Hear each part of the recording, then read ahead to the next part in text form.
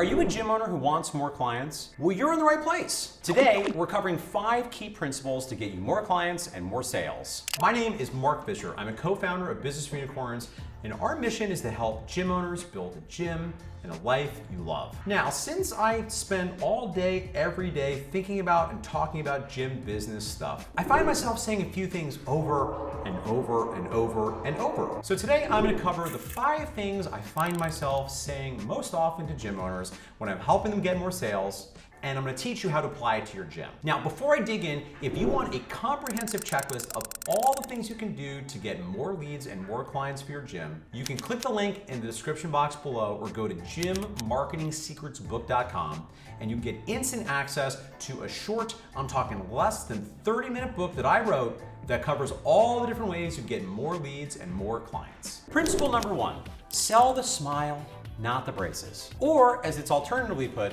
sell the vacation, not the flight. So here's what this means.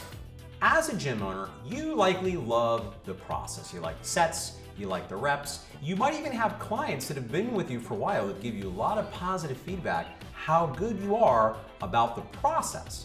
But prospects usually don't care about the process much. They care about the benefits, the results. So when you are in a sales conversation or even putting a headline on your website, your focus needs to be on the benefits. What are the outcomes? What are the things they want? So for example, if you're talking about general population, it's usually gonna be get strong, lose weight, feel confident. Maybe if you're working with sports performance, it might be build explosive strength, get faster. You wanna be selling the outcome, not the process. So as a stupid example, most people want a straight smile, straight teeth, big, shiny, happy smile, and that's cool. But if the dentist is really focusing on all the process, so I'm gonna spend a long time, and you're gonna spend a lot of money, and it's gonna be uncomfortable, and I'm gonna have all this metal in your mouth, and it's gonna be physically painful, and it's gonna take this long, the people, for the most part, are not gonna be excited about that. Now, I wanna be clear, this is, I think, where sometimes high-integrity gym owners get confused. Because in practice, you have to care about that, and there's a time and a place to educate them on some of this because, of course, the client will play a role in the process.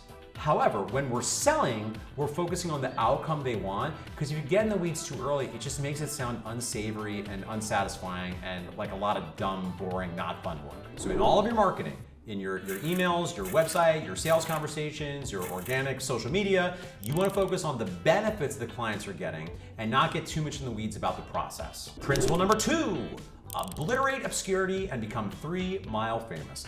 I think the attribution here goes to marketing legend Dean Jackson.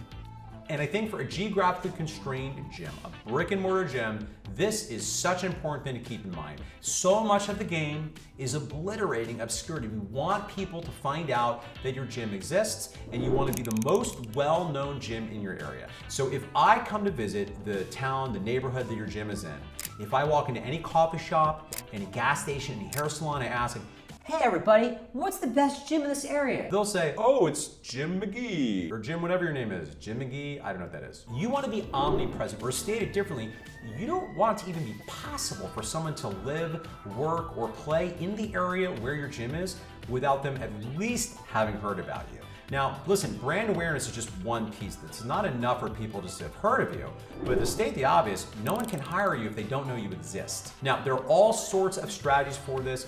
In fact, I recently put up my newest video is about free lead generation. So if you've not had a chance, go ahead, check that out and go to the marketing playlist because anything you do with marketing has to start with making sure you obliterate obscurity and everybody knows you exist. That's always gonna be step 1. Principle 3. When people can do things whenever, they do them never.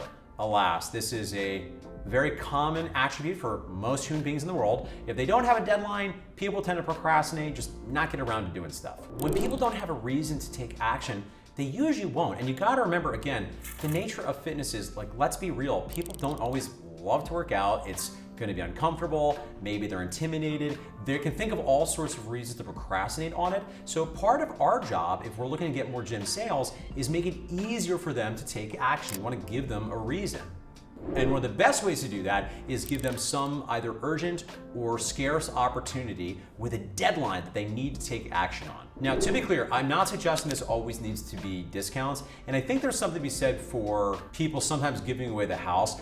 I don't think, frankly, this needs to be even the craziest deal of all time. It just needs to be a good reason that's somewhat time sensitive. And before I'm gonna tell you in 1 second why it doesn't need to actually be the craziest offer of all time, but I just wanna note, if you feel a little stuck and you're maybe not sure what offers to make, go ahead, click the link in the description box below, and you can find a way to download, get instant access to a PDF with our highest converting offers. So if you're not sure of what to do, this is a bunch of different things you can consider, and you can really jog your brain and brainstorm for your model and your market what will be the most appetizing offers to the people that you work with. Number 4, and this relates to the previous one, which is that people don't buy when we're ready, they buy when they're ready.